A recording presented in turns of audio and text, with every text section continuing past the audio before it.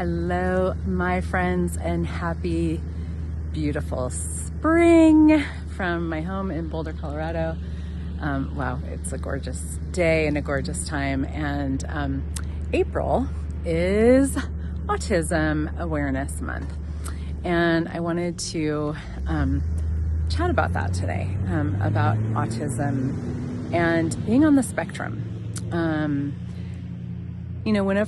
Before I was introduced to the Access Consciousness X-Men conversations, I thought I had a very specific sense or point of view of what autism is and was.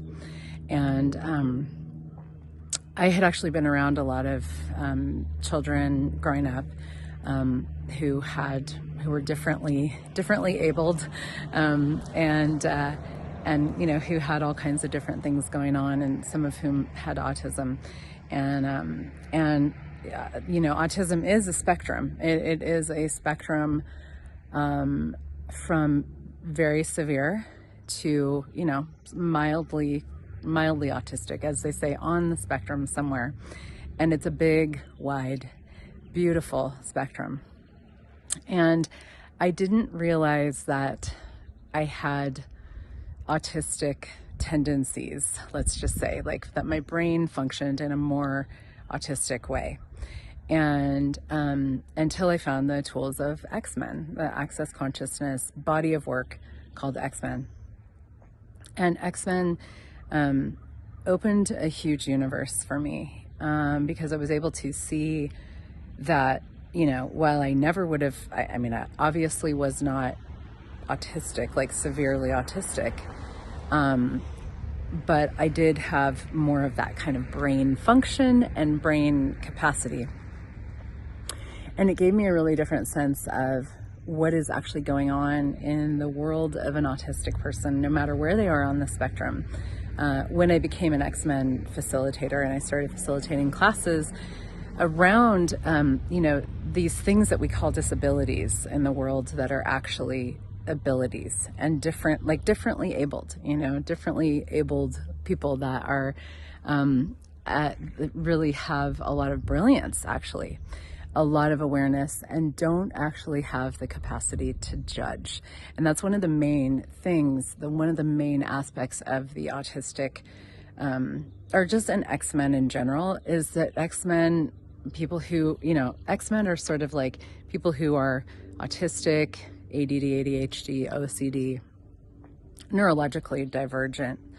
And they inherently have a very different way of functioning. Their brain functions in a very different way, and they don't actually have the capacity to judge, but they learn it. They perceive it dynamically. They think it's theirs, and they learn how to do that. And I look back on my childhood, and I see where I learned about the judgments of the world. I learned, like, oh, that's not good, and that's bad, and that's good. And, you don't say this to somebody, but you do say this to somebody.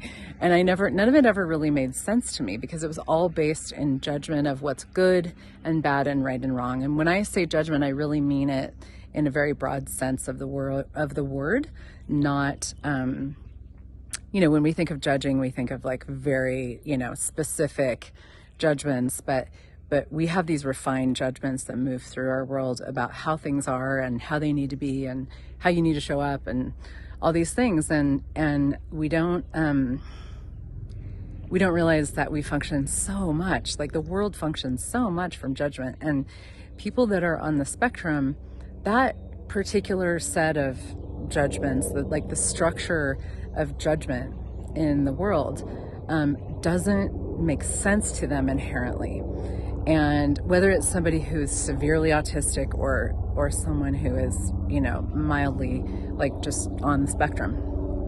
And I never would have identified, I never saw myself as somebody who was on the spectrum. And I use that in a very broad sense, and not to negate the experience of anybody who has severe autism, because it's different. I really acknowledge that it's different. And one of the things for me is that I didn't actually there was so much about how I function, how my brain functions, that I wasn't aware of, because I really saw myself as normal, average, real, and the same as everybody else. And I didn't see that, my brain worked differently, I worked differently, and judgment didn't make sense to me. One of the other aspects of the autistic brain, and really the X-Men tools, like we really look from an energetic perspective on all of this. And so it's way more about the energy of what's going on, which is actually the world of someone who has autism or who is on the spectrum. The world is energetic. People on the spectrum tend to be very psychic, very energetically aware. Oftentimes not verbal, or words are tricky. Because when someone has autistic capacities, their words are too slow.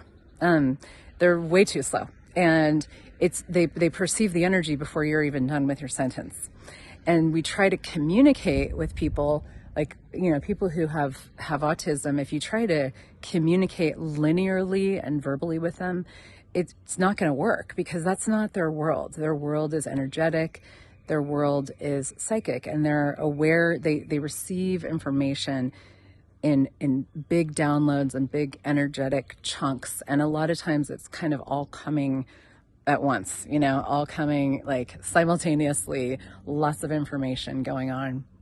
And that was one of the things that I didn't realize was true for me, is like how much I just like download energies of like situations and, creations and relationships, and knowing what somebody's thinking that they're not saying, and all these different things, and knowing what the future is going to be, but nobody's talking about it. And all of these like psychic capacities that created a lot of anxiety for me and a lot of like unease, because nobody around me was talking about this. Nobody around me was addressing what I was aware of energetically. And so for me, like one of the things I really did was shut that down and go, well, I'm just going to like learn how to do this whole thing that people are doing, that doesn't make sense to me, because people on the spectrum are very, very smart. There's a lot of energetic intelligence there. It's a different kind of intelligence, a psychic intelligence that is about really consciousness. And I dare say, like, part of where we could all be inspired, by people on the spectrum, because there's an awareness of the future that they have from that energetic way of being, because they don't do linearity very well. And past, present, and future don't really make sense to people who have autistic capacities. And so it's like, for me, the experience that I had was having all these things going on. Nobody addressed that. Nobody spoke to me about that. Nobody asked me what my experience was. Nobody acknowledged that I was an energetic creature, very aware, very psychic, knowing what people were thinking before they even knew what they were thinking, knowing what was going to happen in the future, but it was all energetic. It wasn't cognitive, but the awareness would be there, and I didn't know it was awareness, and I didn't know what to do with it. And this creates, when you try to live in a linear world, it creates a lot of angst and dysfunction and dis-ease and confusion for people who are on the spectrum, but they're not being acknowledged as this energetic, psychic, aware creature, not very verbal, and not linear. And no matter where someone is or where you may be on the spectrum, on the autism spectrum, what if we could really start to see this as a brilliance, as a capacity, as an invitation to be the energetic creatures that we are, as an invitation to acknowledge that, really the energy, for me, everything is energy. And so it's like, it makes so much sense to function from that rather than cognition and structure and trying to force things into existence and, make sense of everything. So I wanted to just share some information and awareness and a different conversation about being on the spectrum, to celebrate Autism Awareness Month, and invite you also to some classes that I'll be doing to dive deeper into this. I'm doing 2 X-Men introduction classes, an introduction to Access Consciousness X-Men.